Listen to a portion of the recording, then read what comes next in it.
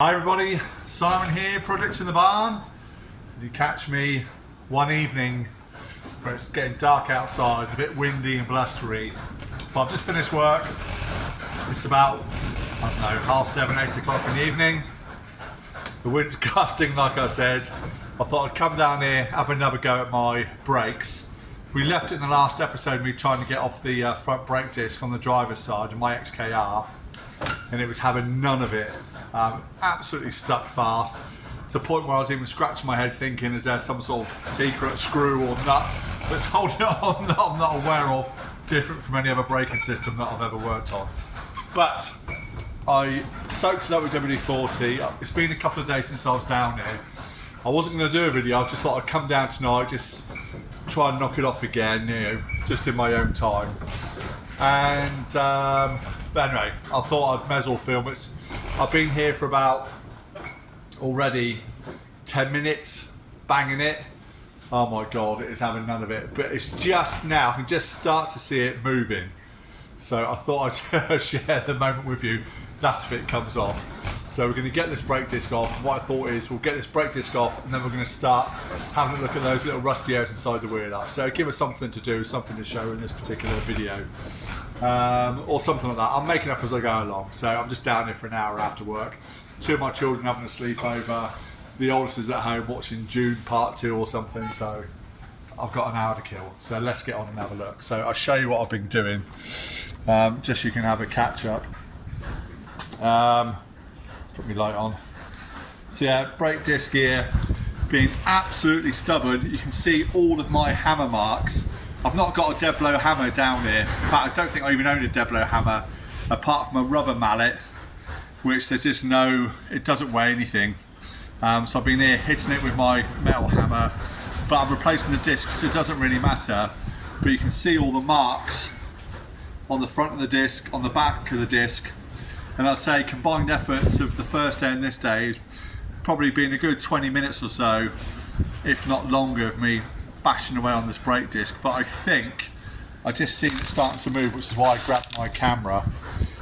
If I try and hold the camera and continue to, it'd be a bit noisy, I'm sorry about that. So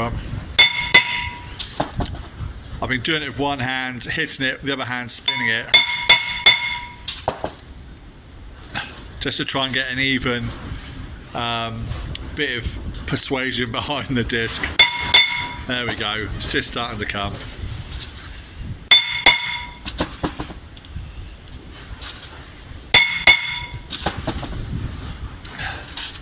It's a fighter.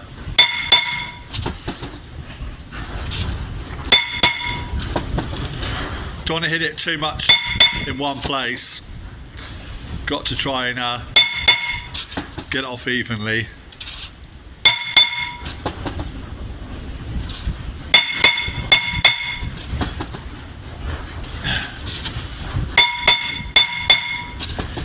Feel free to fast forward past this bit. It's just noisy here, me even doing it.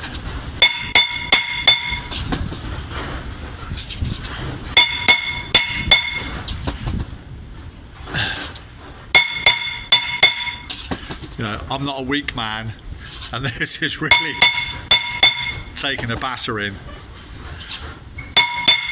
to get it off.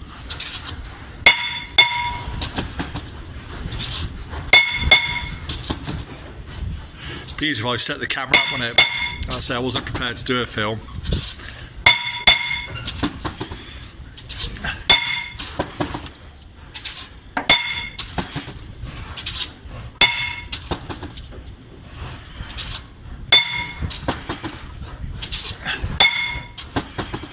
Crikey. When I thought I grabbed the camera, it would only take a couple of knocks. Here we go, last bit I think.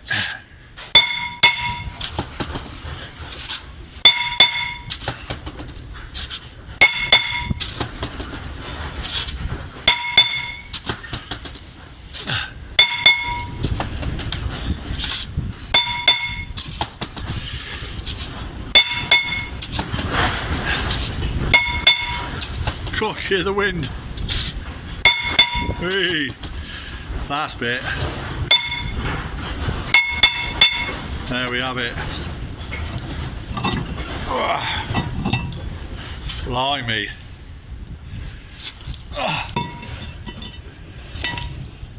Look at all the hammer marks on the back. That's just literally where it's been sat for 10 years, corroded on. I think when we put it together, people have always raised, there's a debate on this, about using a copper slip on brakes. Excuse me, let's get a towel.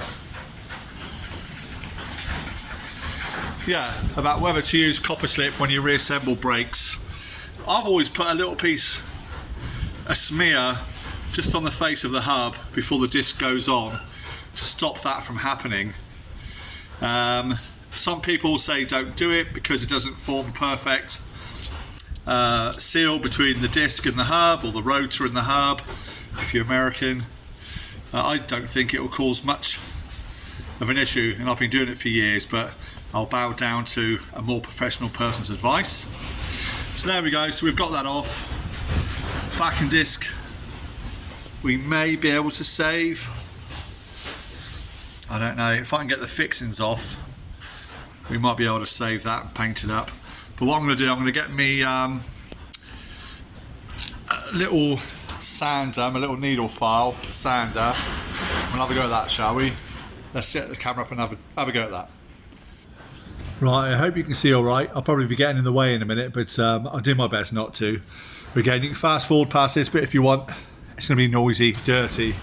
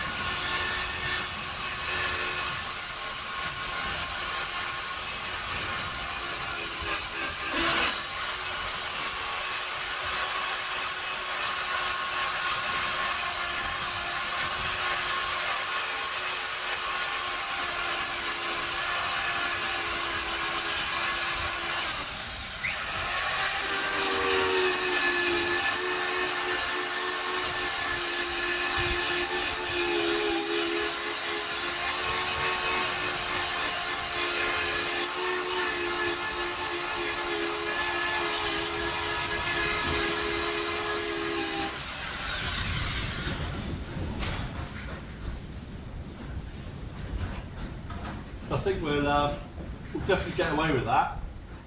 Nothing's gone through. It's a bit pitted. Once I've cleaned that up some more, we should be absolutely fine with that. So yeah, I'm just going to keep going around with my needle file. See how the rest of it comes up. But I'm confident.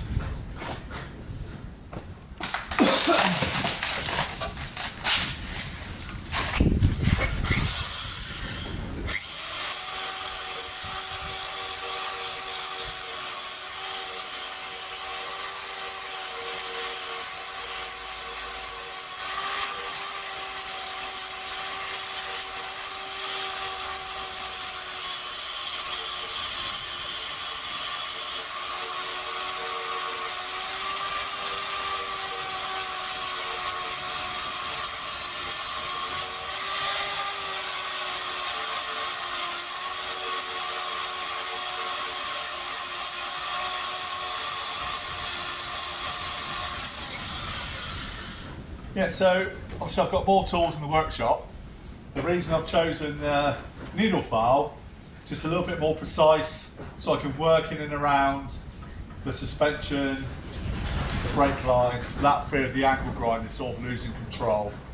So yeah, that's why I'm using this particular tool. So yeah, just carry on with this.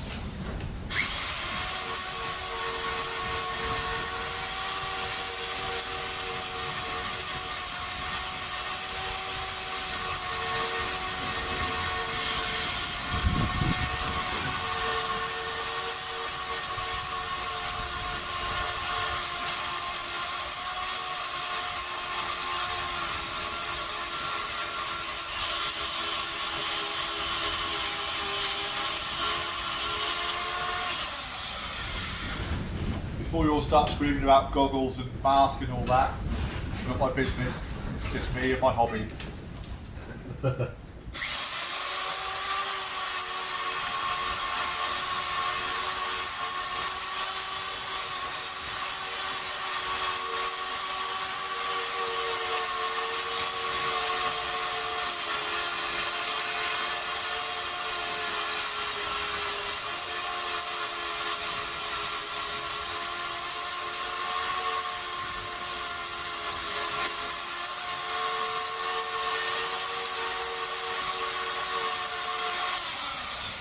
Crazy to think that a lot of this rust has come through where those studs are, where the fixing points are for the inner wheel arch liner. Yeah, that's the root cause of this section and that section there.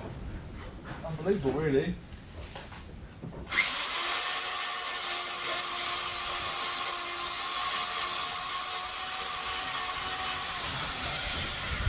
Right, so I'll pause the video there. And then we'll come back. It's not very interesting to watch me doing that, so we'll come back to that after I've done some more cleaning up. Well, I hope you can see. Obviously, all I've done is the inner arch. I've not touched any of the suspension. I tried a bit on the backing plate here. I think that's actually going to come up fine. It's not rotted through, which is great. But yeah, I've not wiped this off yet. That's me going out with that needle file. And it's taken all that little layer of surface corrosion off. And I'm pleased to report we have no, too many shadows, isn't there? We have no, let me get out of the way of the light. No holes, nothing's rotted through. So it was all just sat on the surface, and not surprising really, where it's been sat for so long. So what I'm going to do now, I've got some Bilt Hamber rust protector converter, so I'm going to paint some of that on, and then I'll show you what it looks like once we've painted some of that on, and that'll give me a good base for a really good underseal product, which I should be doing to all my inner wheel arches, but obviously that'll be another video. But let's get some Bilt Hamber on there and try and get some rust proofing sorted. Well, that'll have to wait for another video because I haven't got it here, so it must be at the house. So, well, I don't know if you can see outside at the top of my door, but it's now pitch black outside and it's getting super windy. And so there's no point me walking back up to the house to get that, to come back down and do it. So I've done what I came down there to do. It's a little bonus to get some of all that rust off there. And amazing the fact we've got no rot. So yes, it was rusty, but it's not rotted through, so which is the most important thing. So there's no welding or anything to do on this side of the wheel arch. That will clean up with the Bilt Hamber product. And then a good quality underseal on there. And I think I'm going to, there's a product I've used on a few of my motorhomes that I build, the campervans that I build, called Raptor liner. It's a bed liner designed originally for pickup flatbed trucks. But it's super hard wearing, it absorbs stone chips, doesn't flake off with a stone chip, and better than the sticky underseal that you'd have traditionally got, where all the grit and grime sticks to it. And those that have been following my channel for a while will know where I live might know where I live, but have seen where I live, it's impossible to keep a car clean down here. So to have something that's non-setting on the underside of my car is not really an option for me, just because of it's so dusty, dirty, muddy and wet at all times through the year. So something that sets hard would be a better product for me to use, as long as it's well protected underneath that. So I use the Bilt Hamber product on there to stop the corrosion, to stabilise it. They say convert it, but I don't know about that. But it will definitely stop it in its tracks and hopefully hold it back for many years to come. I'm then going to bed liner it all with the Raptor liner, which is an amazing product. It's got a texture to it, but it sets hard, and that way I can get a nice uniform even coat all inside before I put the wheel arch liner back in. So that's what I will do. But yeah, we just need to carry on now, do the rest of the brakes and the rest of the rust underneath there. I might show you a few videos of that. It's the same as what I've been doing on here really, so it'll probably be just a quick update more than me showing you what I'm doing on it. But yeah, but it's progress. And one of my subscribers pointed out they thought they saw where the leak was coming down from the brake fluid up underneath my wheel arch down there. See where the runs are. But no, it looks like it's just a leak of where there's been previous underseal type product that's run down. I've had my hand inside there where the brake servo is, and it's absolutely bone dry everywhere and no signs of it leaking or the paint coming off underneath there. It's just full of sort of leaves and debris. So I don't think it's coming from there, but you never know. I've not inspected it thoroughly. But yeah, good shout nonetheless. So yeah, thank you for pointing that out. But I don't think it is on closer inspection. And also just to confirm, another subscriber mentioned about the slide pins I took out from the carrier when I removed the caliper. Thought it might be an Allen headed one. Mine are definitely the Torx bits. I have checked and double checked it. And in fact, if I go to the back of the car, see if I can put them in the boot here. Got my maintenance charger on, and we'll get the slide pin, and hopefully you'll get a clearer view of the sharp angles of the Torx bit, if it will focus. This is not flat, sort of hexagonal shaped. You can see like the star pattern going into it. I don't know if that's coming out clear or not. Let's grab the other one.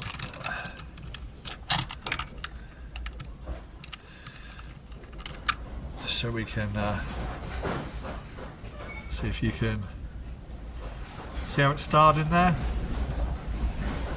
And not a normal hex. Yeah, so it's like a multi-point Torx bit. Let's do this, see the star shapes. Anyway, I digress. Yeah, so maybe there was a crossover year between the normal Allen key and the Torx bits, I'm not too sure. But anyway, yeah, again, thank you for pointing it out. Good piece of information. But anyway, for me, for now, please hit the subscribe button, hit the like button, give us a thumbs up if you enjoyed what I'm doing, and subscribe to the channel, as I always say. And I'll see you in the next video. We'll be doing some more on the Jaguar XKR. So see you soon, everybody. Take care. Bye for now. Look at the state of it. Poor old girl.